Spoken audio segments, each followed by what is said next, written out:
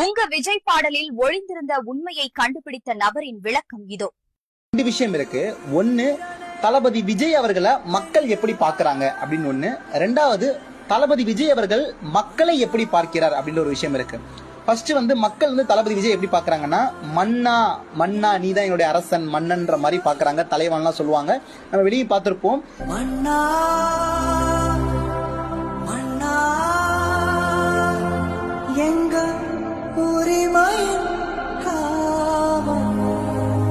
தளபதி விஜய் அவர்கள் எந்த ஒரு மாநாட்டிலுமே எந்த ஒரு ஸ்பீச்லயுமே தான் ஒரு தலைவன், நான் ஒரு மன்னன் அப்படின்ற மாதிரி எங்கேயுமே மென்ஷன் பண்ணிருக்கவே மாட்டாரு. நான் ஒரு எளியவனுடைய குரல் அப்படின்ற மாதிரி தான் மென்ஷன் பண்ணிருப்பாரு. அப்ப யார் இந்த மன்னர்கள், யார் இந்த அரசர்கள் அப்படின்னு பாத்தீங்கன்னா, அதையும் இந்த பாட்டுல விஜய் அவர்களே பாடியிருப்பாரு. மக்கள் தானே மன்னர்களே உனக்கு காட்ட வரேன் நான், மக்கள் தானே மன்னர்களே உனக்கு காட்ட வரேன் நான். அப்போ இங்க மக்கள் தான் நீங்க மன்னர்கள் அப்படின்றத சூப்பரா சொல்லியிருப்பாங்க. சொன்னது மட்டும் இல்ல, அந்த வீடியோலயுமே சூப்பரா காமிச்சிருப்பாங்க.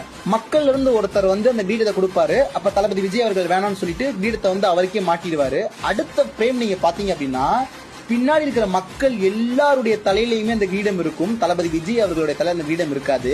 அப்போ மக்கள் தான் நீங்க மன்னர்கள், மக்கள் தான் நீங்க அரசர்கள்ன்றத சூப்பரா சொல்லியிருப்பாரு விஜய் அவர்கள். மக்கள் தானே மன்னர்களே உனக்கு காட்ட வரேன் நான்.